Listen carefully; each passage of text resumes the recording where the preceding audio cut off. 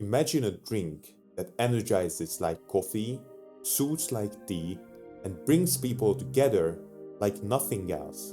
A drink with deep roots in South American culture, a natural boost without a crash, a real treasure of the rainforest. But what exactly is yerba mate and why is it so special?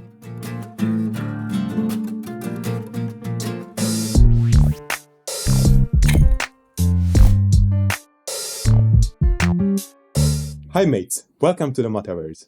In this video, I'm going to tell you everything you need to know about this amazing drink, where it came from, why it's super beneficial to drink it, and what you should keep in mind when you yourself give it a try. So let's start with its origin. The drink itself is made from the chopped, dried, and occasionally smoked leaves of a tree called Ilex paraguariensis, better known as yerba mate. This plant is native to southern Brazil and Paraguay, but is also cultivated in various regions of South America. These trees can grow up to 20 meters tall, but on plantations they are kept at around 2 to 3 meters to make harvesting easier. After being collected, the leaves are exposed to high heat for a few seconds to stop oxidation and preserve nutrients. They are placed in a dryer for several hours. This is where many varieties are smoked, giving them their distinct flavor. After this, the leaves are aged for several months in a dry chamber to further improve the flavor. Finally, they get grounded into various sizes, even down to fine powder in case of Brazilian chimarrão, drinking which feels like sipping a rather enthusiastic sandstorm. Okay, so yerba mate is dried leaves soaked in water. But does that make it a tea? Well, in a general sense, no. Tea must come from the tea plant Camellia sinensis, and yerba mate is not even classified in the same order. To put this into perspective, when their last common ancestor lived, ours looked like this. Speaking of evolution, let's take a look at how yerba mate became a drink enjoyed by tens of millions of people every day. The first known consumers were the Guarani people, who lived in what is now Paraguay. They used the plant both by chewing the leaves for energy and by preparing a drink similar to today's yerba mate, which they consumed in rituals, filtering it with their teeth or sipping it through a cane straw.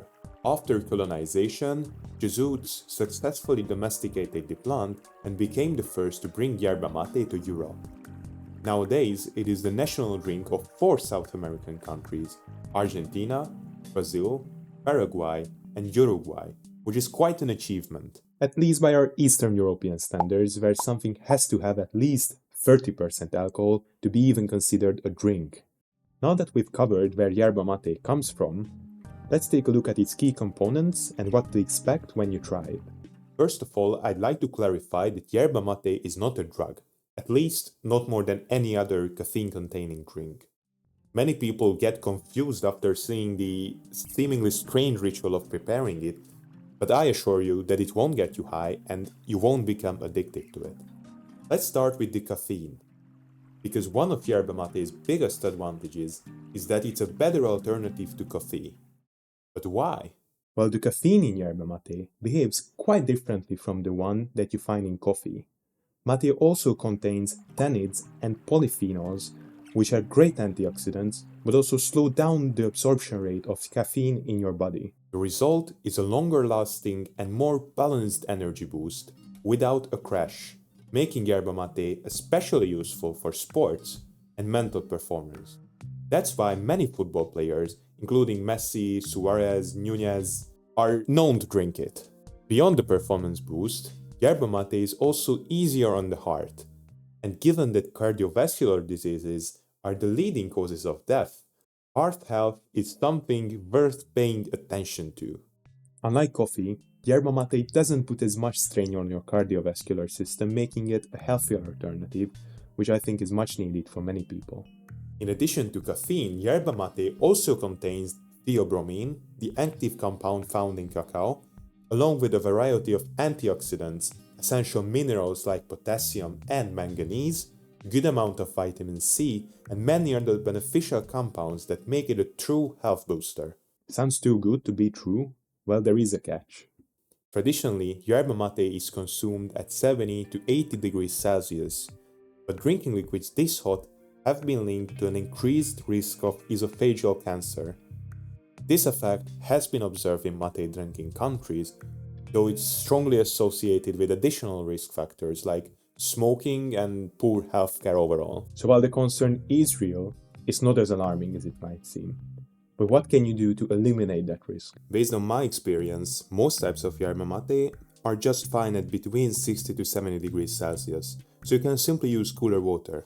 That said, the risk is relatively low, and even if you drink mate with boiling hot water every day, it's unlikely to cause you esophageal cancer on its own. Overall, the key to a good health is a balanced lifestyle, and yerba mate can certainly be a great part of that. A strong immune system is your best defense against disease, and yerba mate can help support it in more ways than one. Finally, a few words about the taste. Since mate has such diversity of molecules in it, its taste is very complex, hard to describe, and it also feels different for everybody. While some people fall in love at first sip, others have to grow to appreciate it.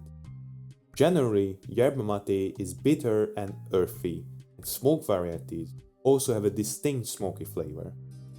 The bitterness and smokiness can be a bit harsh for some people at first, but trust me, over time, you are going to love it too. So what do you need if you want to try yerba mate?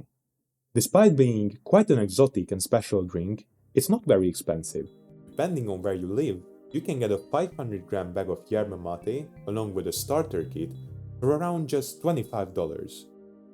This kit usually includes a gourd, which can be made from dried pumpkin, wood, metal or ceramic.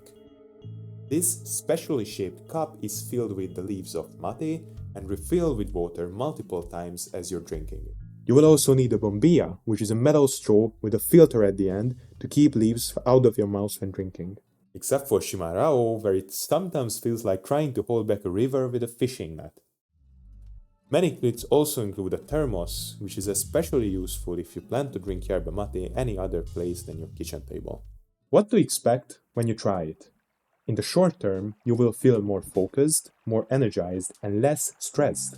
In the long term, you can expect reduced inflammation due to the antioxidant content, and even weight loss, because yerba mate increases GLP-1 secretion, a hormone that directly reduces hunger.